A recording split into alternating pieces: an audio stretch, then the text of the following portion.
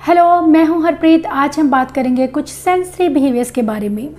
हमारे बच्चों में कुछ बिहेवियर्स बहुत कॉमन होते हैं जिनके बारे में मैं आज बात करने वाली हूं कि उसे घर पर हम किस तरह से ट्रीट कर सकते हैं। वो कौन सी स्ट्रेटजीज़ हैं जो हमें यूज़ करने की ज़रूरत होती है अगर हमारे बच्चों को सेंसरी बिहेवियर्स हैं। फर्स्ट वन इज़ कि बच्चा आपके पास आना नहीं चाहता है। बच्चे दूर दूर भागते हैं और बच्चे आपके पास नहीं आना चाहते हैं। यहाँ तक कि स्कूल में भी बच्चे किसी के साथ अगर उन्हें बीच में बिठाया जाए तो नहीं बैठते हैं। ऐसे बच्चों को हम टैक्टाइल डिफेंसिव कहते हैं। टैक्टाइल डिफेंसिव बच्चे अक्सर ये बिहेवियर दिखाते हैं कि बच्चे दूर दूर रहना पसंद करते हैं। ऐसे में हम बच्चों की टैक्टाइल सेंसिटिविटी पर काम कर सकते हैं। एक तो हम उनके करेक्शन पर काम करेंगे कि उन्हें रोज़ 5 से 10 मिनट दिन में 2 बार हम बच्चे को कोई ऐसा टॉय दे सकते हैं, कोई सॉफ्ट टॉय कि बच्चा उसे हक करे। उसे बोलेंगे हक करने के लिए। चाहे आपका बच्चा, मैं जानती हूँ कि स्टार्टिंग में शायद आपका बच्चा इस चीज़ पर कोऑपरेट नहीं करे, लेकिन धीरे धीरे उसको एक आदत बनाना ज़रूरी है और धीरे धीरे आप भी चाहे कुछ सेकंड के लिए ही उसको हक करना शुरू कीजिए। उसके बाद 15 दिन के बाद आप खुद उसके साथ थोड़ा थोड़ा हक करना शुरू कीजिए ताकि बच्चे को आपके टच की आदत बने और बच्चा एकदम से डिस्ट्रेस ना हो। जब कई बार हम बच्चे को टच करते हैं तो बच्चे बहुत ज़्यादा हाइपर हो जाते हैं, तो ऐसे में बच्चों की टैक्टाइल डिफेंसिवनेस पर काम करने की बहुत ज़्यादा ज़रूरत है। और इसके लिए ज़रूरत होता है बच्चे को टच की एक आदत डालना और साथ ही उसे वो सेंसरी इनपुट देना ताकि बच्चों की सेंसिटिविटी को कम किया जा सके। इसके लिए हम बच्चे को डीप प्रेशर की एक्टिविटीज़ दे सकते हैं। उन्हें डेली 2 टाइम मसाज ज़रूर दीजिए। अलग अलग लोशन को यूज़ कीजिए, अलग अलग टेक्सचर बच्चे को दीजिए, सेंसरी बिन्स दीजिए। और इसके साथ ही बच्चों को विलबर्गर ब्रश बहुत ज़्यादा हेल्प करता है, उससे आप थेरेपी बच्चों को ज़रूर दीजिए। ब्रशिंग जब आप बच्चों की बॉडी की करते हैं तो डिफेंसिवनेस के इश्यूज़ अपने आप कम होने लगते हैं। इसके अलावा जिन बच्चों को टैक्टाइल डिफेंसिवनेस होती है वो बच्चे कपड़े पहनने में उन्हें प्रॉब्लम होती है। अलग अलग तरह के कपड़े नहीं पहनते हैं, एक ही तरह के टेक्सचर के साथ में कंफर्टेबल होते हैं, एक ही तरह के कपड़े पहनना पसंद करते हैं। और ऐसे में उन बच्चों को कटिंग करवाने में, हेयर कटिंग करवाने में, नेल ट्रिमिंग में प्रॉब्लम हो सकती है। तो ऐसे बच्चों के लिए बहुत ज़रूरी है कि पहले हम उनके हेड की मसाज करें। हेयर कटिंग से पहले, नेल कटिंग से पहले उनके नेल्स की मसाज की जाए, नेल्स को पानी में डिप किया जाए और जब वो थोड़े नरम हो जाएं, सॉफ्ट हो जाएं, तभी हम बच्चे के नेल काटें। ये सब चीज़ें बहुत ज़्यादा हेल्प करती हैं आपको बच्चों के इन बिहेवियर्स पर काम करने में, जिसमें आपका बच्चा कंफर्टेबल भी रहे और आपके बच्चे की डिफेंसिवनेस पे भी आप काम करें। उन्हें साथ साथ defence sensory stimulation, tactile stimulation देना बहुत ज़रूरी है। अलग अलग टेक्सचर्स उन्हें छूने के लिए दिए जा सकते हैं। दाल, चावल, इनमें चीज़ें छुपाइए और उन्हें ढूंढने के लिए बोलिए। बहुत अच्छी एक्टिविटीज़ हैं बच्चों की टैक्टाइल डिफेंसिवनेस पर काम करने के लिए।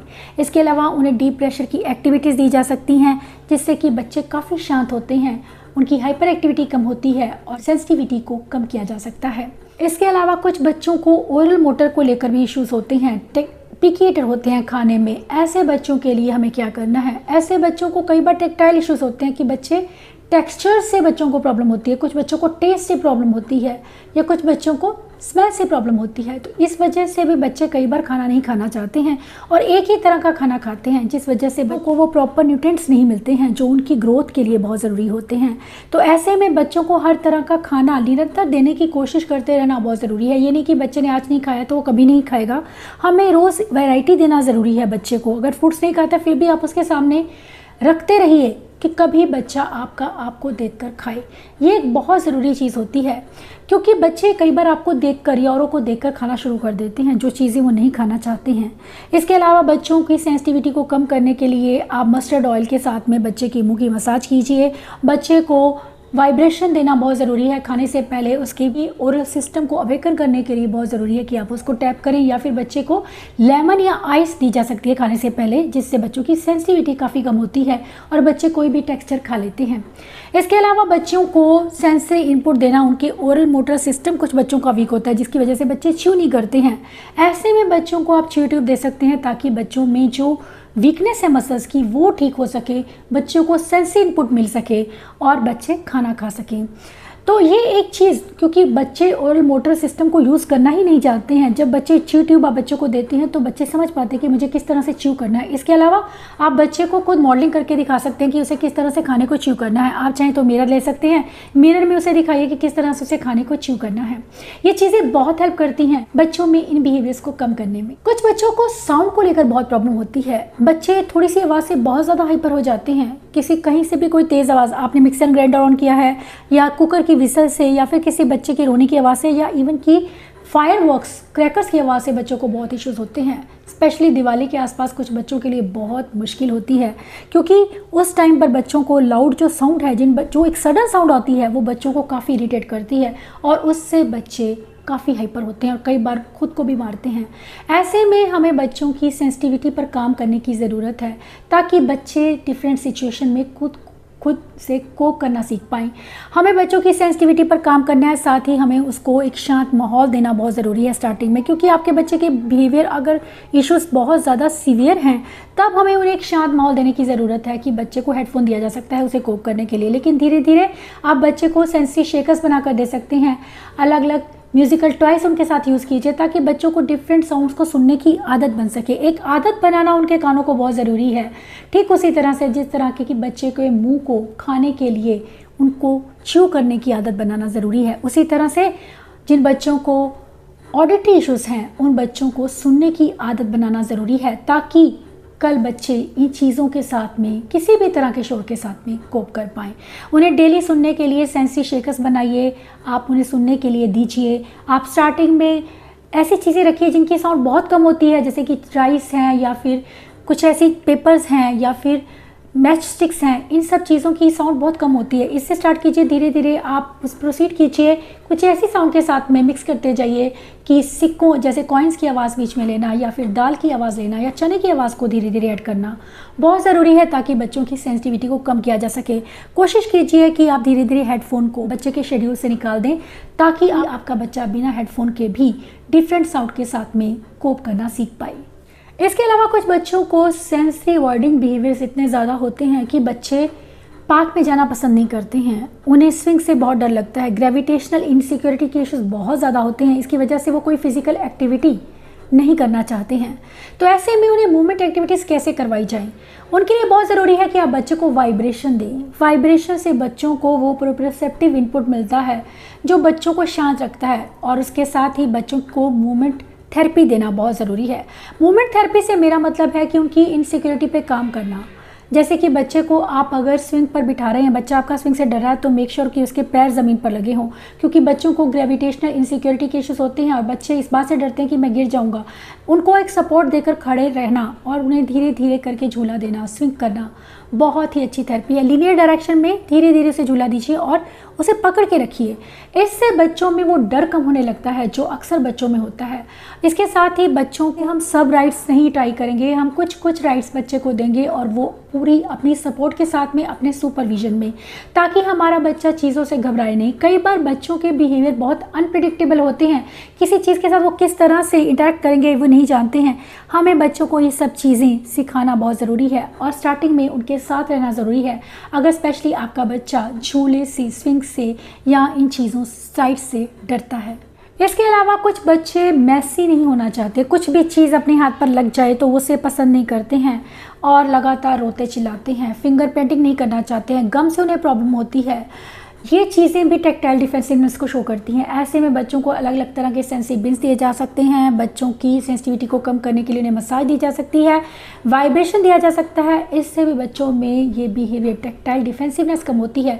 उनके लिए एक टच बुक बनाई जा सकती है जिसमें आप अलग अलग टेक्सचर्स को पेश कर सकते हैं और उसे रोज़ उसे छूने के लिए दे सकते हैं।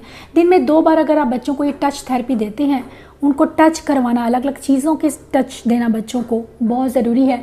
इससे बच्चों में टैक्टाइल डिफेंसिवनेस अपने आप कम होने लगती है। बच्चे अलग अलग चीज़ों के साथ में, मड के साथ में, मिट्टी के साथ में, कलर्स के साथ में और गम के साथ में भी कंफर्टेबल होने लगते हैं। इसके अलावा कुछ बच्चों को हाइपर एक्टिविटी के इश्यूज बहुत ज़्यादा होते हैं। हाइपर एक्टिविटी का मतलब है कि आपके बच्चे बिल्कुल नहीं बैठते हैं, लगातार वो एक ऐसे मोड में होते हैं कि लगातार वो चलते जा रहे हैं, लगातार चलते रहना, इधर उधर दौड़ते रहना बिना किसी वजह के, बिना किसी कारण के। और यही चीज़ें बच्चों की लर्निंग को बहुत अफेक्ट करती हैं। बच्चे जानते ही नहीं मुझे कब रुकना है, कहाँ रुकना है और लगातार वो चलते चले जाते हैं। तो ऐसे बच्चों को अक्सर सोने में भी काफ़ी परेशानी होती है, तो हम बच्चों को स्लीप से पहले कुछ ऐसी कामिंग एक्टिविटीज़ दे सकते हैं ताकि बच्चे शांत बने रहें। और बच्चों को कामिंग स्ट्रेटेजीज देना, जैसे कि जॉइंट कंप्रेशन देना, डीप प्रेशर देना, या फिर उन्हें एनर्जी बर्निंग एक्टिविटीज़ करवाना बहुत ज़रूरी है। योगा और मेडिटेशन भी बहुत अच्छा वर्क करते हैं अगर आपका बच्चा हाइपर एक्टिव है। इसके अलावा बच्चों को डीप मसाज दी जा सकती है। ऐसे टेक्सचर्स जैसे कि वाटर बीड्स या स्लाइम का टच, क्ले का टच बच्चों के लिए काफ़ी कामिंग होता है, आप बच्चों को वो दे सकते हैं।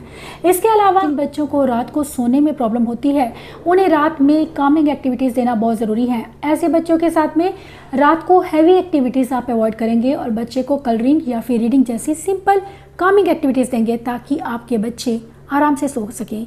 और हो सके तो बच्चे को हल्का हल्का रॉक करना, और ये चीज़ जो है बच्चे को सोने में बहुत हेल्प करती है। इसके साथ ही अगर आपके बच्चे को मूवमेंट को लेकर इश्यूज हैं उनके लिए भी बहुत ही हेल्पफुल स्ट्रेटजी है। इसके अलावा कुछ बच्चे भीड़ से बहुत ज़्यादा घबराते हैं, यहाँ तक कि भीड़ में जाना पसंद नहीं करते हैं और चिल्लाने लगते हैं, अग्रेशन बहुत ज़्यादा दिखाते हैं। तो ऐसे में मुझे इसके रिगार्डिंग कॉल भी आई थी एक मदर की कि बच्चा घर पर तो बहुत कंफर्टेबल रहता है, लेकिन जब मैं उसे पार्क लेकर जाती हूँ तो वो बच्चा चिल्लाता है। तो मैंने उन्हें बोला कि आप उसे पार्क में लेकर मत जाइए। तो बोले कि सोशल स्किल्स कैसे सीखेगा। सोशल स्किल्स हम बच्चों को घर पर से कभी सिखा सकते हैं। ज़रूरी नहीं है कि हम बच्चे को उसके कंफर्ट जोन से बाहर लेकर जाएं और उसे ज़बरदस्ती एक ऐसे इन्वायरमेंट में बैठने के लिए मजबूर करें जहां पर आपका बच्चा कंफर्टेबल नहीं है। इससे क्या हो रहा है, इससे आपका बच्चा कुछ सीख नहीं रहा है, बल्कि उसके बिहेवियर्स और भी ज़्यादा ख़राब हो रहे हैं। तो मेक श्योर कि जो चीज़ आप बच्चे के साथ में कर रहे हैं, जो स्ट्रेटेजी आप बच्चे को के साथ कर रही हैं, उसका आउटकम कोई पॉजिटिव ही हो, नेगेटिव ना हो। अगर वो नेगेटिविटी ला रहा है, नेगेटिव आउटकम आ रहा है उसका कोई, तो आप तुरंत उस स्ट्रेटेजी को बंद कर देंगे। सेंसरी में हम अक्सर इन चीज़ों का ध्यान रखते हैं कि कोई भी एक सेंसरी एक्टिविटी जो बच्चों जिसमें आपका बच्चा कंफर्टेबल नहीं है, या अगर आपको लगता है कि किसी सेंसरी एक्टिविटी की वजह से आपका बच्चा शांत होने की बजाय और ज़्यादा हाइपर हो रहा है, तो आप उस एक्टिविटी को तुरंत बंद कर देंगे। अब एक चीज़ होती है कि भीड़ से कुछ बच्चों को प्रॉब्लम होती है, तो उनके लिए हम बच्चे को कम भीड़ वाली जगह पर लेकर जाएंगे। एकदम से क्राउड को हम इंट्रोड्यूस नहीं करेंगे। बच्चे को एकदम से क्राउडेड प्लेस में लेकर जाना भी गलत होगा। जब हम जानते हैं कि हमारा बच्चा भीड़ के साथ में उसको दिक्कत है, तो हम उसे कम भीड़ में लेकर जाएंगे जहाँ कुछ एक लोग हों। ऐसा पार्क जिसमें सिर्फ एक और दो बच्चे हों, इससे ज़्यादा ना हो।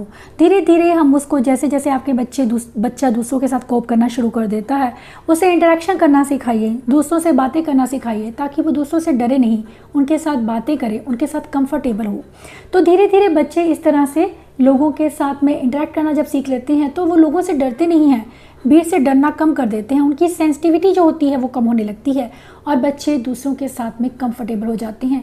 फिर आप उन्हें कहीं भी लेकर जा सकते हैं, पार्क में, मॉल में, कहीं भी लेकर जा सकते हैं, लेकिन स्टार्टिंग में उन्हें पहले घर पर इस चीज़ के लिए ट्रेन करना ज़रूरी है। करूँगी कि कुछ बच्चों को fine motor, gross motor difficulties इतनी ज़्यादा होती हैं, उसके लिए हम बच्चों को अलग अलग चीज़ें दे सकते हैं। फाइन मोटर पर स्पेशली काम करने के लिए हम बच्चों को क्ले दे सकते हैं, उन्हें टूथपिक या मैच स्टिक्स या फिर क्लॉथ पिन या फिर आइसक्रीम स्टिक्स, इन चीज़ों के साथ में हम बच्चों को, घर पे पड़ी चीज़ों के साथ में बच्चों के फाइन मोटर स्किल्स पर काम कर सकते हैं और इन्हें इंप्रूव कर सकते हैं। इसके अलावा ग्रॉस मोटर स्किल्स में प्रॉब्लम है बच्चे को, तो कुछ बच्चों को बैलेंस को लेकर बहुत प्रॉब्लम होती है, कुछ बच्चों को जंप करने में प्रॉब्लम होती है, तो हम उसे पकड़ कर सपोर्ट के साथ ये चीज़ें सिखा सकते हैं। अगर बैलेंस को लेकर प्रॉब्लम है तो कुछ बच्चे कपड़े खड़े होकर नहीं पहनते हैं, सहारा ढूंढते हैं। ऐसे बच्चों के लिए हम खुद खड़े होकर उनके साथ में खड़े हो सकते हैं और उन्हें सहारा देने के लिए आप उन्हें पूरा सपोर्ट कीजिए, क्योंकि बच्चे को बैलेंस को लेकर इश्यूज हैं। तो बच्चों के लिए एक टांग पर खड़े रहना एक बहुत अच्छी थेरेपी है, लेकिन बच्चे खड़ा नहीं होना चाहते हैं क्योंकि बच्चे इस चीज़ से डरते हैं। तो इसलिए हम उनके साथ में रहेंगे कि हम उन्हें गिरने नहीं देंगे। एक आपका साथ में खड़े होना भी बच्चों की इस डर को कम कर देता है और बच्चे कंफर्टेबल होने लगते हैं। धीरे धीरे आप बच्चों को एक टांग पर खड़े होना अल्टरनेटिव फीड्स के साथ में, या फिर बच्चे को बैलेंस बीम पर चलाना, या फिर बच्चे को किसी बैलेंस बोर्ड पर खड़े करना, साथ में उसको सपोर्ट देना स्टार्टिंग में बहुत ज़रूरी है। धीरे धीरे आप अपनी सपोर्ट को हटाते जाइए और बच्चा आपका बैलेंस बोर्ड पर खड़ा है, तो इससे आप बच्चों के बैलेंस और कोऑर्डिनेशन पर काम कर रहे हैं। इसके अलावा कुछ बच्चे बहुत ज़्यादा रिस्क टेकर्स होते हैं, लगातार दौड़ते जाते हैं। मैं हाइपर एक्टिव बच्चों की बात करूँगी। उन्हें सेफ्टी का या फिर एहसास नहीं होता है कि कोई चीज़ उनके लिए रिस्की हो सकती है। सड़क पर लगातार दौड़ते रहना, पानी को देखकर फटाफट भाग जाना, पानी को लेकर भी बच्चों को बहुत ज़्यादा ऑब्सेशन देखा है मैंने। तो ये चीज़ें कई बार ख़तरनाक भी हो सकती हैं बच्चों के लिए। तो हमें बच्चों को ये चीज़ें स्टार्टिंग में करेक्शन पर हमें काम करना है। बच्चे को सेफ और डेंजर का कॉन्सेप्ट सिखाना बहुत ज़रूरी है ताकि बच्चा समझ पाए कि मेरे लिए क्या सही है और क्या गलत है। स्टार्टिंग में शायद आपका बच्चा इस चीज़ को नहीं समझेगा, लेकिन धीरे धीरे वो समझेगा। मैंने अपने बेटे को सेफ्टी और डेंजर का कॉन्सेप्ट इसी तरह से सिखाया था कि मैं उसे आग और शार्प चीज़ों से कहती थी, उसे एक ही वर्ड बोलती थी डेंजर, और उसे 2 कदम पीछे कर लेती थी। डेंजर बोलते ही मैं उसे 2 कदम पीछे हटा देती थी, तो आज वो डेंजर बोलते ही वो 2 कदम पीछे हो जाता है और उन चीज़ों को समझता है कि क्या डेंजर है। आज वो इन चीज़ों को समझने लग गया है। आग से किस तरह से उसे आग के साथ आग के ऊपर कुकिंग करनी है, क्या करना है, किसी तरह से भी वो गैस को यूज़ करते हैं। तो इन चीज़ों से आप उसके सामने नाइफ़ पड़े हैं, सीजर पड़े हैं, तो उन चीज़ों को जानता है। तो ये सब चीज़ें बच्चों को सिखाना ज़रूरी है। सड़क पर उसे मैंने रोड क्रॉसिंग सिखाई कि किस तरह से उसे रोड पर चलना है ताकि वो आसपास देखना शुरू करे, क्योंकि बच्चे आसपास देखते ही नहीं हैं। आप रोज़ उसे सड़क पर एक बार उसे क्रॉस ज़रूर करवाइए, अपने साथ उसे लेकर क्रॉस करवाइए, उसे बोलिए कि आसपास देखेंगे फिर हम चलेंगे। ये चीज़ें बच्चों को बहुत हेल्प करती हैं उन्हें सिखाने में कि उन्हें किस तरह से सड़क पर चलना है, किस तरह से उन्हें सेफली रोड पर चलना है और साथ ही किस तरह से खुद को सेफ रखना है। तो ये सभी ये थे बहुत ही ज़्यादा जो प्रोमिनेंट बिहेवियर्स होते हैं जिन पर हमें घर पर ही काम करने की ज़रूरत होती है। अगर हम इस तरह से बच्चों के इन बिहेवियर्स को ट्रीट करते हैं, घर पर ही अपनी सपोर्ट देते हैं, तो डेफिनेटली बच्चों में इन बिहेवियर्स को कम किया जा सकता है। अगर आपको मेरे वीडियो मोटिवेटिंग लगते हैं, यूज़फुल लगते हैं, हेल्पफुल लगते हैं, तो आप मेरे चैनल को ज़रूर सब्सक्राइब कीजिए और साथ ही लाइक और शेयर करना ना भूलें। Thanks for watching.